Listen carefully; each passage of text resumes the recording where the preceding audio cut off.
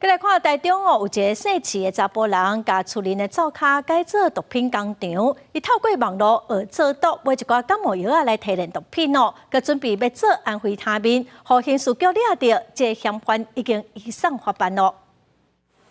刑事局大批的员警进入台中大雅一位民体，来到灶骹发现大批的制毒工具。警方7月接到证据，32岁痴姓男子伫咧家己厝内的灶骹设置制毒工厂，当场查到2256公克的第4级毒品甲麻黄碱。徐姓祖贤透过网络自学制毒技术后，竟利用自家的厨房设置制毒工厂，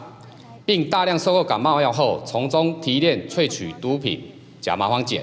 进而制造第2级毒品安非他命。警方调查发现，痴嫌透过网络家己学制毒技术，大量收购2000粒感冒药啊，加入化学原料了提炼甲麻黄碱，收落来准备制作第2级毒品安非他命进前，就去警方抓到。现场还查到大批的制毒器具，目前警方依然伫咧追查感冒药啊收购的管道。另外，初步了解制作毒品是嫌犯自用，并无流出去。全案调查后，将徐姓祖贤依毒品危害防治条例罪嫌移送台中地检署侦办。制造第2级毒品，他可能会面临的10年以上或